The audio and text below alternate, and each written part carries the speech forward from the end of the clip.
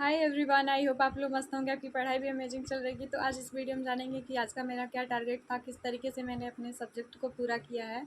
आज का जो मेरा टारगेट था उस चैप्टर्स को कैसे कंप्लीट किया है। आप लोग भी कमेंट में ज़रूर बताइएगा कि आप लोग का डेली का टारगेट क्या रहता है और कितने घंटे आप लोग पढ़ते हैं, किस तरीके से अपने चैप्टर्स को कंप्लीट करते हैं। तो सबसे पहले बात करें मैथ की, तो मैथ में आज मैंने पार्टनरशिप के क्वेश्चंस को सॉल्व किया है, जिसमें टोटल 40 क्वेश्चन ही थे और इसमें कैलकुलेशन ज़्यादा होता है। अगर आपका कैलकुलेशन पे पकड़ है तो आप इस टाइप के क्वेश्चंस को मतलब आसानी से कर सकते हैं बिना किसी दिक्कत के। तो इसमें ज़्यादा कुछ टाइप नहीं होता है, आसान सा इजी सा टाइप होता है, बस आपको कैलकुलेशन करना होता है। आप जितना ज़्यादा कैलकुलेशन पे काम करेंगे उतना ही बेटर रहेगा। आपको सॉल्व करने में आपको ज़्यादा टाइम नहीं लगने वाला है। तो मेरा ही था पार्टनरशिप का चैप्टर आज मैंने कंप्लीट किया है मैथ में। कल मैंने एज के चैप्टर्स को कंप्लीट किया था। एज में थोड़ा मुझे दिक्कत हो रहा था, बट पार्टनरशिप में मुझे दिक्कत नहीं होता है क्योंकि ये मैंने बहुत पहले से ही अपना तैयार कर रखा है।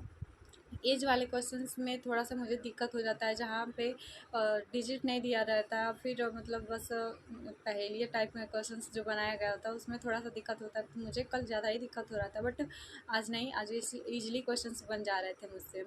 तो रीजनिंग की बात करें तो रीजनिंग में मैं डायरेक्शन के क्वेश्चंस को सॉल्व किया है। रीजनिंग में 2 क्लासेस थे डायरेक्शन के, तो एक मेरा कल ही कंप्लीट हो गया था। बाकी आज जो सेकेंड क्लास था उसको मैंने आज कंप्लीट किया हुआ है रीजनिंग में। और डायरेक्शन के चैप्टर्स को मतलब बोले तो आसान ही है, उसमें ज़्यादा कुछ दिक्कत नहीं होता है। मुझे रीजनिंग में ज़्यादा दिक्कत नहीं होती, कभी कभी कुछ ऐसे टाइप के क्वेश्चंस होते हैं जहाँ दिक्कत हो जाती है, तो इस वजह से मैंने उसको कंप्लीट किया है। हिंदी की बात करें तो हिंदी में विशेषण चैप्टर को कंप्लीट किए हैं, जिसमें 307 क्वेश्चन थे टोटल, और उसमें से मैंने 200 क्वेश्चंस को सॉल्व किया है।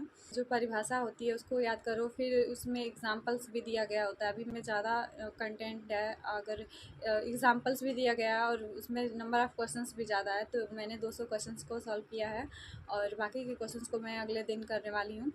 और मूल विधि का मैंने क्लास 8 वाला किया है, राम सर का जो क्लास 8 है उसको किया हुआ है मैंने। और वो भी 1 घंटे 14-15 मिनट का क्लास था, तो उसको भी मैंने अटेम्प्ट किया है। और मूल विधि की बात करें तो मॉक टेस्ट में मेरे मूल विधि के क्वेश्चन सॉल्व नहीं हो रहे हैं, समझ में आ रही हैं चीज़ें, बट एक बार में पढ़ने से नहीं होता है, उसको बार बार मैक्सिमम टाइम रिवीजन करना पड़ेगा इस वजह से। और मुझे इसमें ज़्यादा ही दिक्कत हो रही है, मूल विधि कठिन है थोड़ी सी। और पॉलिटी की बात करें तो पॉलिटी में मैंने नवीन सर का क्लास लिया है, जो फंडामेंटल राइट है उसको कंप्लीट कर लिए हैं आज। और बात करें जियोग्राफी की, तो जियोग्राफी में खनिज संसाधन और ऊर्जा संसाधन का जो चैप्टर है उसको मैंने कंप्लीट किया है, बट ये चैप्टर मुझे अभी अच्छे से मतलब तैयार नहीं हुआ है, इसको रिवीजन करना पड़ेगा क्योंकि पहली बार पढ़े हैं। और इसमें मतलब ऐसे फैक्ट है जिसको याद करने वाला है, रट्टा मारने वाला है, ऐसे समझने वाली चीज़ें कुछ नहीं है इसमें, तो उसे याद करना है अच्छे से। एक बार में नहीं हुआ है तो मुझे मतलब फिर से दोहराना पड़ेगा, इसको रिवीजन करना पड़ेगा। तो ये था। और मॉडर्न की बात करें तो मॉडर्न का मैंने आज कुछ नहीं पढ़ा है क्योंकि इन सारी चीज़ों में टाइम लग जाता है थोड़ा सा।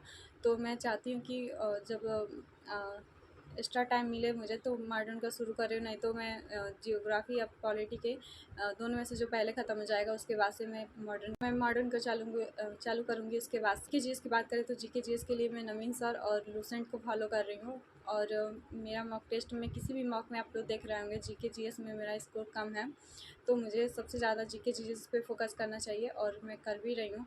आप लोग भी ऐसा ही करिएगा, जिस सब्जेक्ट में आपके नंबर कम आ रहे हैं तो उस पर ज़्यादा आपको फोकस करना है। मान लीजिए आपका मैथ कमज़ोर है तो मैथ को चैप्टर वाइज कंप्लीट करिए, और चैप्टर वाइज आप लोग टेस्ट भी दे सकते हैं टेक्स्ट बुक पे। और टेक्स्ट बुक पे जो मतलब चैप्टर वाइज है, PYQ अगर आपको लगाना है तो आप लोग वहाँ से इजीली कर सकते हैं, क्योंकि वहाँ पे सब कुछ आपको सीरियल वाइज मिल जाएगा, ढूंढने की ज़रूरत नहीं पड़ेगी।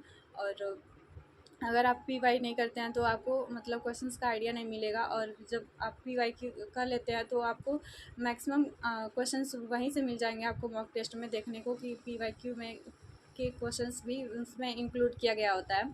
तो आप लोग देख सकते हैं PYQ साथ साथ लगाते रहिए, अपने चैप्टर्स को कंप्लीट करिए। और मॉक टेस्ट का एनालिसिस करना जो बहुत ज़्यादा ज़रूरी है। अगर मॉक टेस्ट आप लोग दे रहे हैं संडे में तो उसका बहुत अच्छे तरीके से उसका एनालिसिस करिए। तो आज के वीडियो में इतना ही, मिलते हैं नेक्स्ट वीडियो में। Take care, bye.